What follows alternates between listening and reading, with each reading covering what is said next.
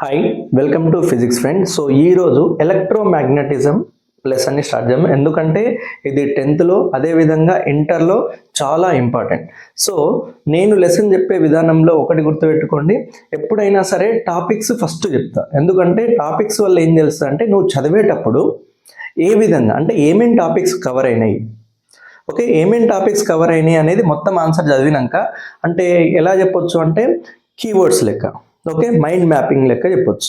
So mind mapping లెక్క అంటే నువ్వు చదివినాక ఈ టాపిక్స్ అయిపోయినాయా అయిపోలేదా అంటే ఈ మొత్తం లెసన్లో ఈ 8 టాపిక్స్ అంటే అందులో చిన్న చిన్న టాపిక్స్ ఉండొచ్చు, కానీ మేజర్ టాపిక్స్ అంటే ఇప్పుడు నార్మల్గా ఒక టాపిక్ చూడండి, ఓకే ఎలక్ట్రిక్ మోటార్ మొత్తం డీటెయిల్స్ నాకు వచ్చినాయా రాలేదా అన్నట్టు చెక్ చేసుకోండి. సో టోటల్ 8 టాపిక్స్ ఉన్నాయి. ఆ 8 టాపిక్లో ఫస్ట్ టాపిక్ ఓర్స్టెడ్ ఎక్స్పెరిమెంట్, తర్వాత magnetic field, and third one magnetic flux density. So ఇందులో ఇంపార్టెంట్ నేను స్టార్ మార్క్ పెడుతూ ఉంటా, అవి చాలా ఇంపార్టెంట్ బోర్డ్ ఎగ్జామ్కి. కొంచెం కంపేర్ చేస్తే ఓర్స్టెడ్ ఎక్స్పెరిమెంట్ కూడా. Next magnetic field due to current, ఇందులో మ్యాక్సిమం ఇంపార్టెంట్ డయాగ్రామ్కు బాగా అడిగింది solenoid, okay, straight wire current carrying conductor, circular coil due to solenoids. And next fifth topic magnetic field around a long straight wire, అందులో right hand rule ఉంటుంది. And next electric motor. ఇంకా important టాపిక్స్కి వస్తే electric motor చాలా important long ఆన్సర్కి.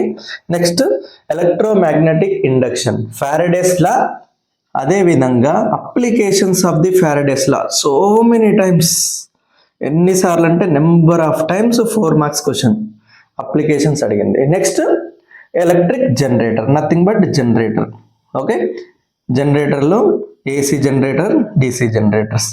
ఇవి major topics ఎగ్జామ్కి focus చేయాల్సినవి, okay. అంటే ఇంటర్మీడియట్ ఎవరైతే ఎంపీసీ బైపీసీ తీసుకోవాలనుకుంటారో వాళ్ళు ఈ టాపిక్స్ అంటే ఈ లెసన్ని ఎలా నేర్చుకోవాలంటే వాళ్ళు కంప్లీట్ తరో ఉండాలి, అంటే కంప్లీట్ నాలెడ్జ్ ఉండాలి. ఏదో ఎగ్జామ్ కోసం మార్క్స్ కోసం చదువుతున్నాను కాకుండా ఖచ్చితంగా నాలెడ్జ్ కోసం చదవాలి ఈ లెసన్లో. సో ఇప్పుడు మొదలెడదామా? ఇంకా ఎలక్ట్రోమాగ్నెటిజం ఇవి టాపిక్స్, ఇవి నోట్ డౌన్ చేసుకోవాలి. దాని తర్వాత ఒకదాని తర్వాత ఒకటి డిస్కస్ చేసుకుందాం, ఓకే.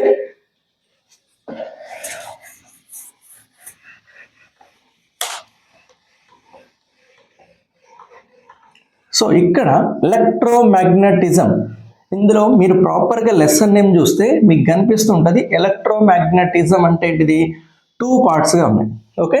సో దీన్ని ఎలా వచ్చింది అంటే ఎలక్ట్రోమాగ్నెటిజం అనేది అంటే నార్మల్గా ఇందులో కాంబినేషన్ ఏమేమి ఉంది,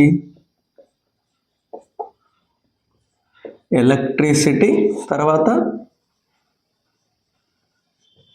మ్యాగ్నెటిజం, ఈ 2 టాపిక్స్ ఎలా ఇంటర్లింక్ అయినాయి, ఓకే. సో మేజర్గా నార్మల్గా మూవీస్లో నేమ్స్ పడ్డంగా హీరో ఎంటర్ అవుతాడు కదా. సో ఫస్ట్ బేసిక్స్గా తెలుసుకొని తర్వాత ఏ హీరో వీళ్ళిద్దరిని కలిపిండు, ఓకే, ఆ రీజన్ తెలుసుకుందాం. సో నార్మల్గా ఎలక్ట్రిసిటీ, సో ఎలక్ట్రిసిటీ ఎలక్ట్రోమాగ్నెటిజం ఈ 2 అప్పటి వరకు అంటే 19th సెంచరీ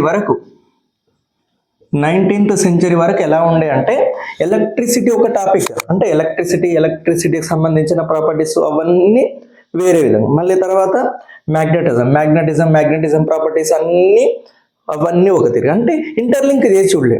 మొత్తం ఏంటిది వాళ్ళ ప్రాపర్టీ వాళ్ళకు. అంటే నార్మల్గా మనం ఏదైనా ఫంక్షన్ పోయినప్పుడు మన ముత్తాతలు ఎవరో కలిసినాక చెప్తారు కదా, వీళ్ళు మీ రిలేటివ్స్, అప్పుడు కానీ వీళ్ళు మనకు రిలేటివ్సా అన్నది తెలియదు. ఆ విధంగా ఒకరు వచ్చి కలుపుతారు వీళ్ళని, అదే ఎవరంటే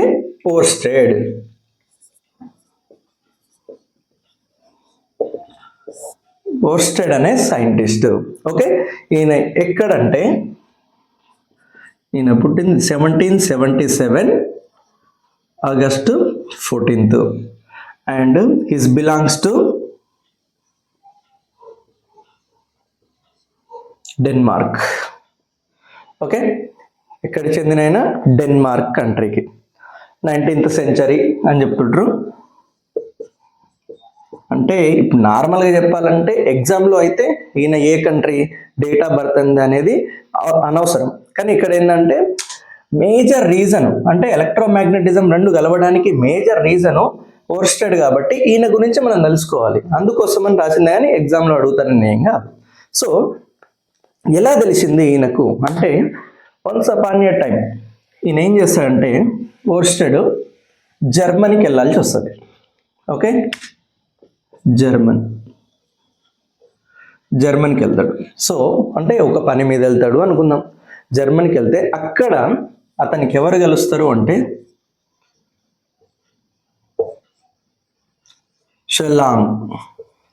షెల్లాంగ్ అనే ఫిలాసఫర్ కలుస్తాడు. షెల్లాంగ్ అనే ఫిలాసఫర్. సో ఈ ఫిలాసఫర్ నమ్మేది ఏంటంటే షెల్లాంగ్ అనే ఫిలాసఫరు ప్రపంచంలో ఉన్న టూ థింగ్స్ ఇంటర్ రిలేటెడ్ అంటాడు.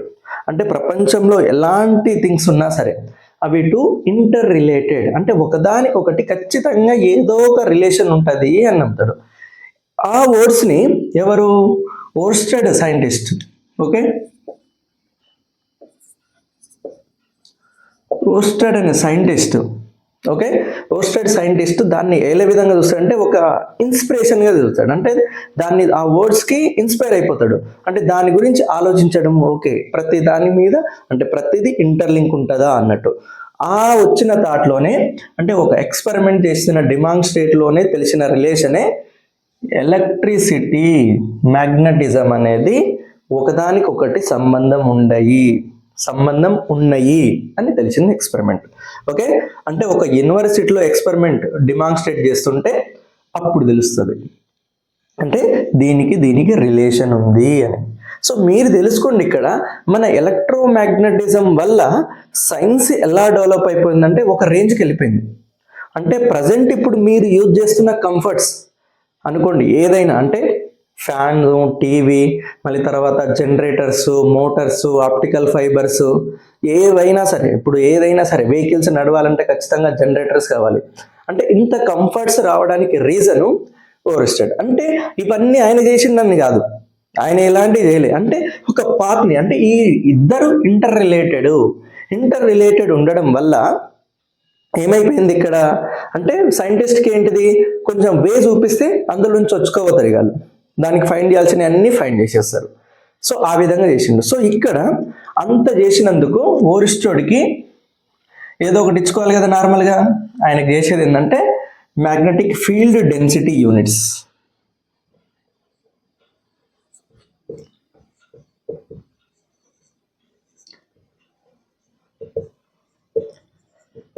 ఫీల్డ్ యూనిట్స్ డెన్సిటీ సిజిఎస్లో. ఓకే, ఓర్స్టెడ్ అని ఉంటుంది, యూనిట్స్ ఉంటుంది, దాన్ని ఓఈ సింబల్గా చూపిస్తారు. ప్రజెంట్ ఇప్పుడు సిజిఎస్ మెథడ్ని మ్యాక్సిమం యూజ్ చేస్తలేరు, అంతా యూజ్ చేసేది ఎస్ఐ. ఓకే, స్టాండర్డ్ యూనిట్స్ని యూజ్ చేస్తారు కాబట్టి. ఓకే, సో ఇది నార్మల్గా ఆయన గౌరవంగా ఓకే సో యూజ్ చేసేది ఓర్స్టెడ్ సిజిఎస్లో ఇచ్చారు. సో ప్రజెంట్ దాన్ని అంతా అంటే ఇప్పుడంతా యూజ్ చేయట్లేదు.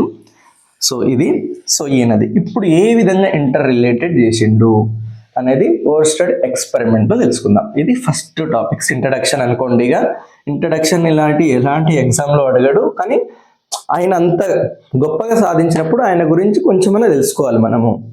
ఓకే, సో మొదలెడదామా.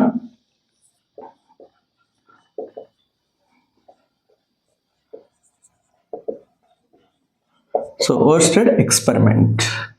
సో ఓర్స్టెడ్ ఎక్స్పెరిమెంట్ చెప్పబోయే ముందు మనకు కొన్ని తెలిసి ఉండాలి. నార్మల్గా మ్యాగ్నెట్ ఉందనుకో, మ్యాగ్నెట్ ఎన్ని డైరెక్షన్లు చూపిస్తుంది?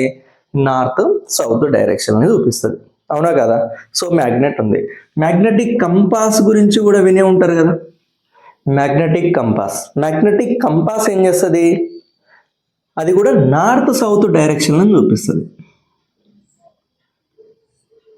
నార్త్ సౌత్ డైరెక్షన్, ఇటు ఈస్ట్ ఇటు వెస్ట్ అనుకోండి. అంటే నువ్వు ఎటు పెట్టినా సరే మ్యాగ్నెటిక్ కంపాస్ అనేది ఖచ్చితంగా నార్త్ సౌత్ డైరెక్షన్నే చూపిస్తుంది, అవునా కదా?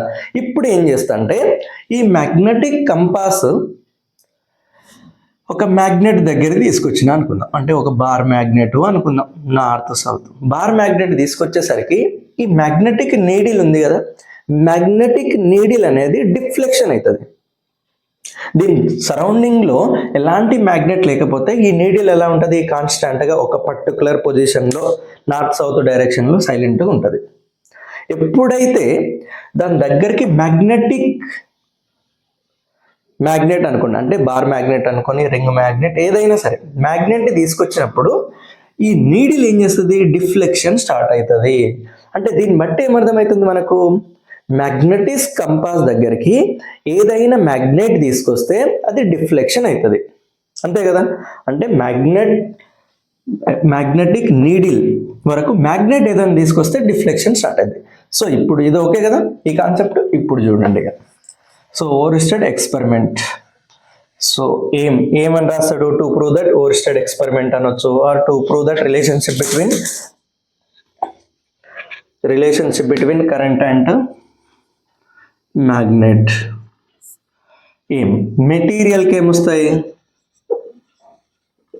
Material or operators. ఏం రాయొచ్చు, ఇప్పుడు డయాగ్రామ్ ఇస్తా చూడండి.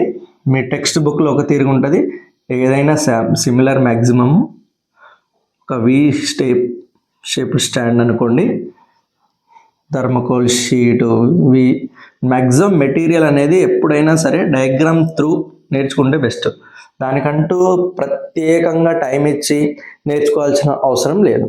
సో ఇప్పుడు ఇందులో నుంచి ఒక కాపర్ వైర్, ఓకే, దీనికి ఏం కనెక్ట్ చేసిన నేను, బ్యాటరీ, ఒక కీ, అంటే ఒక అమ్మీటర్ అనుకోండి. అమ్మీటర్ ఎందుకు కనెక్ట్ చేసిందంటే ఇందులో కరెంట్ సప్లై అవుతుంది అని తెలవాలి కదా. ఓకే, కరెంట్ సప్లై అవుతుంది అని ఎట్లా తెలుస్తుంది, పట్టుకొని అయితే చూడలేవు కదా, పట్టుకొని చూసినావా పోతావు. సో ఇక్కడ తెలవాల్సింది ఏంటిది, అందులో నుంచి కరెంట్ పాస్ అవుతుందా లేదా, స్విచ్ ఆన్ చేసినప్పుడు అమ్మీటర్లో రీడింగ్ వస్తుంది అంటే ఓకే కరెంట్ ఫ్లో అవుతుంది. అందుకోసం నార్మల్గా మీ టెక్స్ట్ బుక్లో ఎక్స్పెరిమెంట్లో అమ్మీటర్ లేదు, పెట్టినా తప్పేం లేదు. ఓకే, ఇప్పుడు నెక్స్ట్ ఏం చేయాలంటే, ఇప్పుడు ఇక్కడ ఒక స్టాండ్లో అనుకోండి మ్యాగ్నెటిక్ కంపాస్ని అరేంజ్ చేయాలి. Magnetic compass. సో మ్యాగ్నెటిక్ కంపాస్ని అరేంజ్ చేసి ఇప్పుడు ఏం చేయాలి, ఇప్పుడు నార్మల్గా కరెంట్ ఆన్ లేదు, ఓకే, స్విచ్ ఆఫ్లో ఉంది. స్విచ్ ఆఫ్లో ఉండేసరికి ఈ సర్క్యూట్లో కరెంట్ ఫ్లో అయితే ఫ్లో అవ్వదు. ఫ్లో అవ్వనప్పుడు ఏమైంది, మ్యాగ్నెటిక్ కంపాస్లో నీడిలు కాన్స్టాంట్గా ఉంటుంది, ఎలా, నార్త్ సౌత్ డైరెక్షన్లో. ఇప్పుడు ఏం చేసింది నేను, స్విచ్ ఆన్ చేసిన. ఎప్పుడైతే స్విచ్ ఆన్ చేయగానే ఏమైంది, కరెంటు ఫ్లో అనేది స్టార్ట్ అయిపోతుంది. కరెంటు ఫ్లో స్టార్ట్ అయింది కదా. కరెంటు ఫ్లో స్టార్ట్ అయినప్పుడు దాని దగ్గరికి మ్యాగ్నెటిక్ కంపాస్ తీసుకొచ్చేసరికి ఏమవుతుంది, డిఫ్లెక్షన్ అనేది అవుతుంది. డిఫ్లెక్షన్ అవుతుంది అంటే ఇలాగనే చెప్పిన, డిఫ్లెక్షన్ ఎప్పుడైతుంది, మ్యాగ్నెట్ దగ్గరికి తీసుకొచ్చినప్పుడు, అవునా కదా. అంటే ఇక్కడ కరెంట్ ఏం ప్రొడ్యూస్ చేస్తుంది, మ్యాగ్నెట్ని, అంతే కదా. అంటే ఈడ డిఫ్లెక్షన్ అవుతుంది అంటే మ్యాగ్నెటిక్ ఫీల్డ్ ఉంది అన్నట్టు. ఓకే, మ్యాగ్నెటిక్ ఫీల్డ్ ఉంది అంటే current carrying wire producing magnetic field. అర్థమైంది కదా.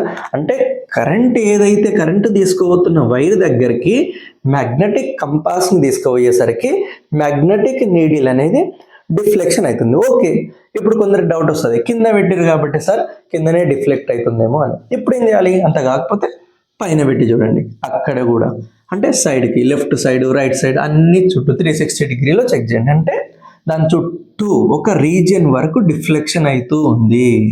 డిఫ్లెక్షన్ అవుతూ ఉందంటే ఇక్కడ మనకి ఏం అర్థమైంది ఎక్స్పెరిమెంట్ ద్వారా, current carrying wire produce magnetic field.